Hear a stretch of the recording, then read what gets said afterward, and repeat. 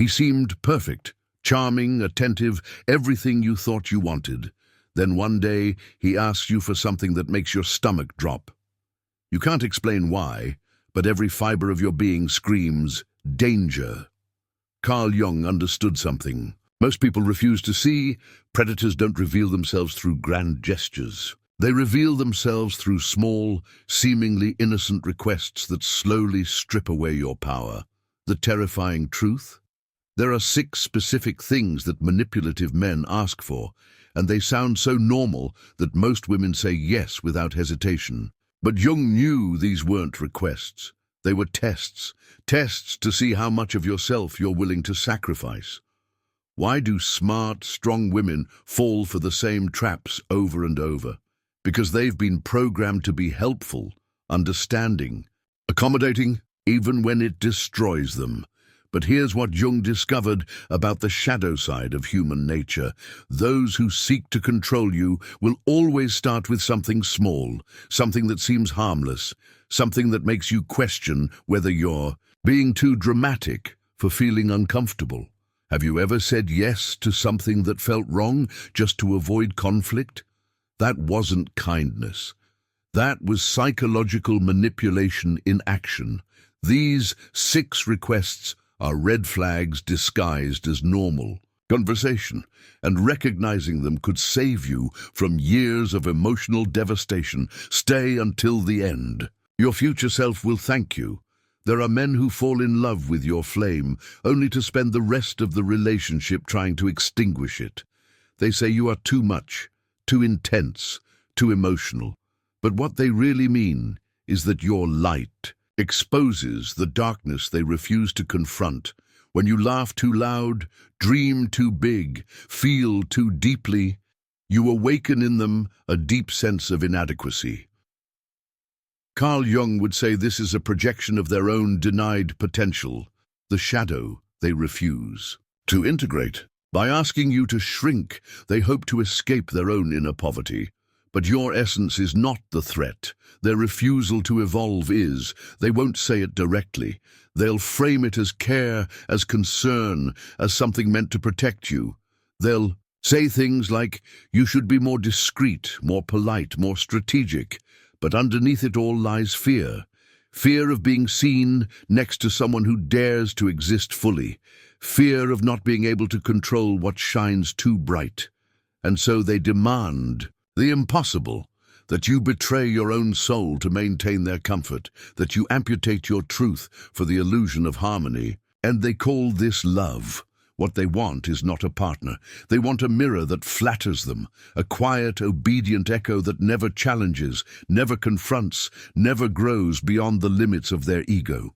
Your energy threatens the structure of their carefully constructed false self.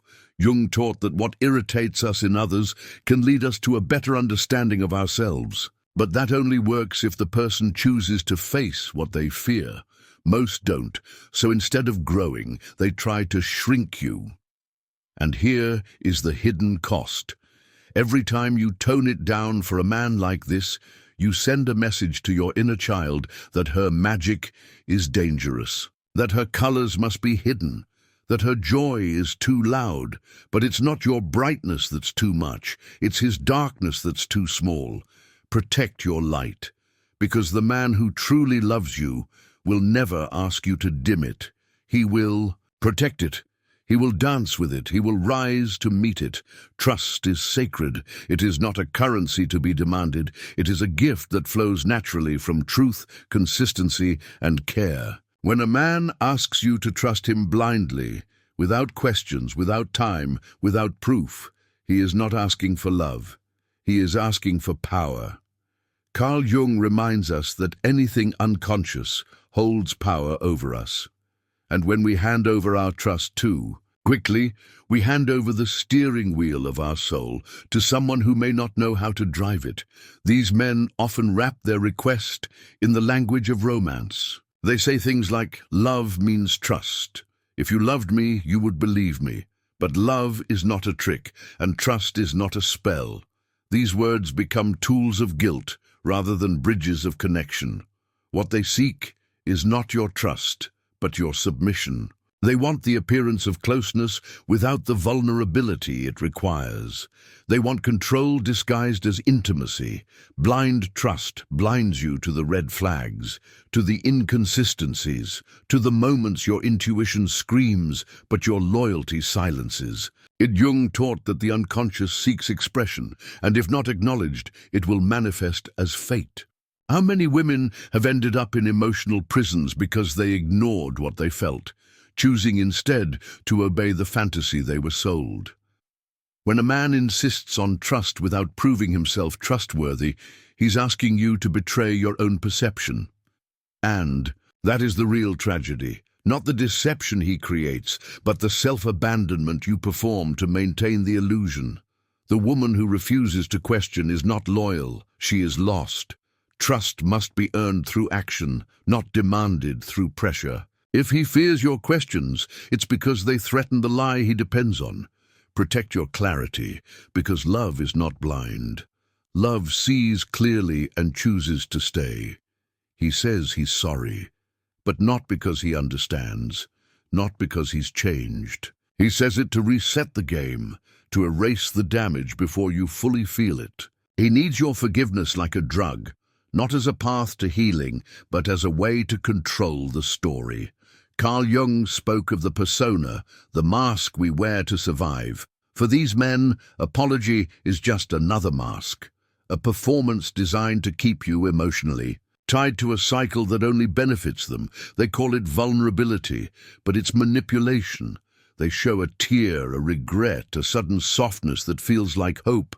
And you, already trained to empathize, to fix, to nurture, feel your heart crack open. You want to believe he means it. You want to believe the pain was a mistake, not a pattern. But if the apology comes too quickly, too easily, too often, it is not healing. It is a trap. Forgiveness becomes the bait he uses to disarm your anger and silence your boundaries. Jung warned that the one who looks outside dreams, but the one who looks inside awakens. What do you see when you look inside after these apologies? The same confusion, the same ache, the same silence where change should be. Real remorse leads to reflection, not excuses. It demands space, discomfort, and time. But these men skip the hard part. They rush to the part where you hug, forget, and move on, not because they love you, but because they love what your forgiveness gives them, and so you stay, bound not by love, but by the guilt of not forgiving, as if your compassion could save him, as if your kindness could rewrite his character. But forgiveness is sacred. It is not something to be begged for. It is something to be earned.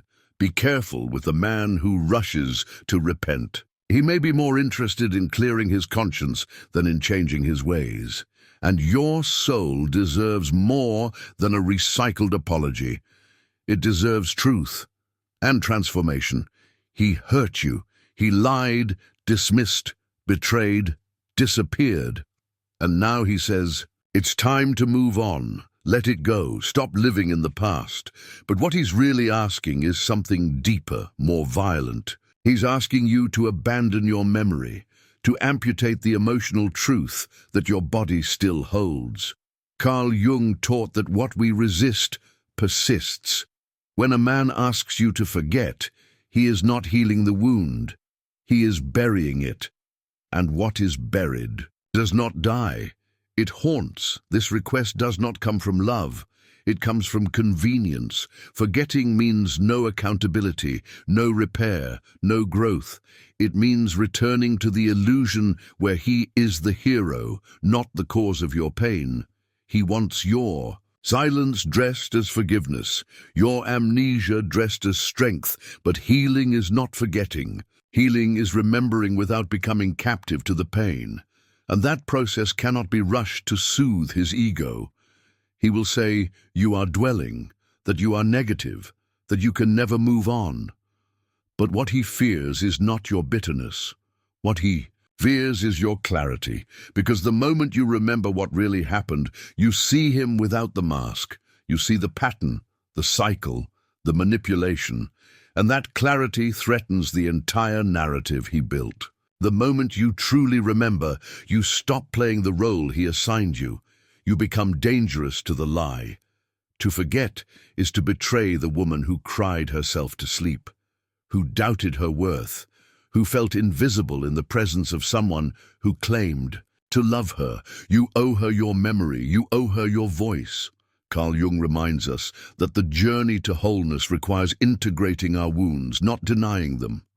So remember, fully, fiercely, fearlessly, because only by honoring the past can you truly be free from it. He fell for your fire, then asked for water. He admired your independence, then demanded submission. He said you were special, then began reshaping you into something safer, something smaller, something he could manage. Carl Jung believed that our path to individuation lies in embracing our true self, not in molding it to satisfy another's fear. When a man asks you to be different, what he is really saying is that your truth threatens the false image he holds of love. At first, the requests are subtle. Could you wear less of that? Talk less about this? Be more like that? They sound like preferences, but they are actually instructions. Instructions on how to disappear slowly, how to trade authenticity for approval, how to become a stranger to yourself while trying to become his fantasy. This is not love. This is erasure. Love celebrates your becoming. Control demands your conformity. Jung taught that behind every projection lies a story untold, and these men often carry unresolved expectations of what a woman should be.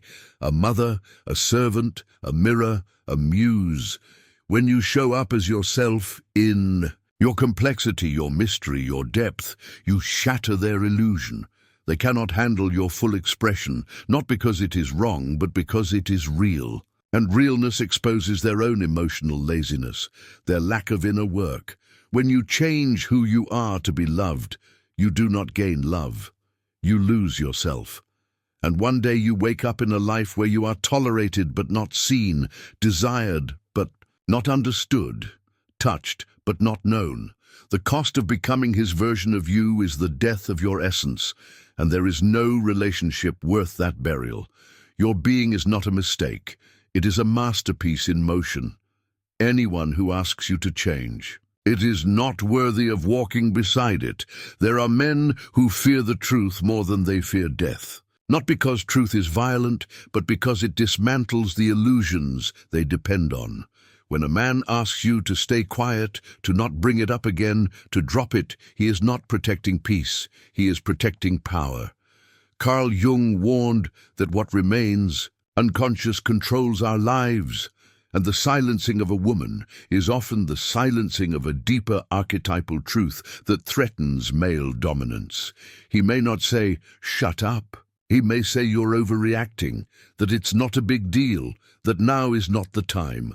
But these are not excuses, they are rituals of control. Each moment you bite your tongue to preserve the connection, you feed a lie, and lies rot the foundation of any love. When your voice is not welcome, your soul is not safe. Jung understood that the feminine principle, when silenced, becomes shadow, and the shadow, when repressed, becomes rage. Silencing is not just about avoiding conflict, it's about preserving a hierarchy where he is always right, always comfortable, always above scrutiny. Your voice challenges that. It questions, it confronts, it reveals, and for the man who has not faced himself, that is terrifying. He does not want your truth. He wants your loyalty, but loyalty without expression is not love. It is emotional imprisonment. You were not made to whisper your pain. You were not born to swallow your wisdom. The feminine voice carries centuries of silenced knowing, of buried intuition, of forgotten power. When you speak, you are not just telling your story. You are breaking a spell. You are undoing generations of quiet suffering. Protect your voice. Speak, even when it shakes. Because the man who truly sees you will never fear your truth. He will rise to meet it. He will grow because of it. He will honor the storm and the stillness in your words. Carl Jung taught that what we do not face in ourselves, we project onto others. and projection, when left unchecked, becomes a form of possession. This is where so many women get trapped. In relationships where they are not loved for who they are, but for the image they represent. He doesn't see you. He sees his mother, his savior, his enemy, his fantasy. You become a screen onto which he casts the movie of his unresolved inner world. This is not love. It is captivity. You are expected to play a role, to keep the illusion alive, to soothe his wounds that you did not cause. And if you deviate from the script, you are punished. With silence, with distance, with blame. Jung warned that the unconscious seeks a container. If not healed, it will find a host. And too often that host is the woman who dares to love him, not knowing she is carrying ghosts that do not belong to her. He may call you dramatic when you express emotion, needy when you ask for connection, distant when you reclaim space. But these labels are not about you. They are about his own discomfort with vulnerability, with dependency, with intimacy. He projects what he cannot hold, and you, if unconscious, internalize it. You begin to question your worth, your sanity, your instincts. This is how projection becomes possession. You lose the boundary between his chaos and your clarity. Love does not possess. It sees, it listens, it differentiates. The man who truly loves you does not turn you into a container for his pain. He takes responsibility for his inner work. He meets you, not with expectation, but with presence. Jung's work reminds us that the path to conscious love begins with self-awareness. Without it, love becomes a battleground of projections, and no soul thrives in a war it never chose to fight. Choose a love that sets you free, not one that consumes you. There is a sacred moment in every woman's journey when she says no, not out of anger, not out of pride, but out of recognition. She sees the pattern, the game, the trap, and she steps out. Carl Jung called this individuation, the process of becoming who you truly are, separate from the roles, projections, and illusions imposed on you. Saying no is not rejection, it is resurrection. It is the rebirth of the self that once stayed silent to survive. When you say no, the mask crumbles. The illusion breaks. The story he wrote about you begins to fall apart. And that terrifies him, because your no is not just a refusal. It is a mirror. It shows him what he cannot control, what he cannot consume, what he cannot become. But more than that, it shows you something too. It reveals your strength, your clarity, your wholeness. You are no longer the girl trying to be chosen. You are the woman who chooses herself. There will be fear, loneliness, doubt. Saying no means facing the emptiness that manipulation once filled. It means walking away from the known into the wilderness of the true. But Jung reminds us that freedom always begins with confrontation. You cannot become whole while tied to someone who feeds on your fragmentation.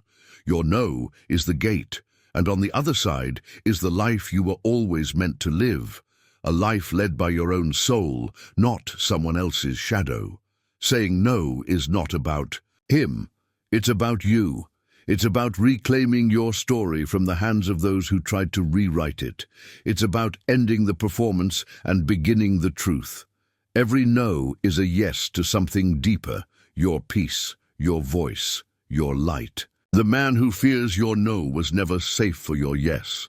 Walk away, not in bitterness, but in power. Because the woman who says no to being controlled says yes to being free. If this made something inside you wake up, don't just watch, subscribe.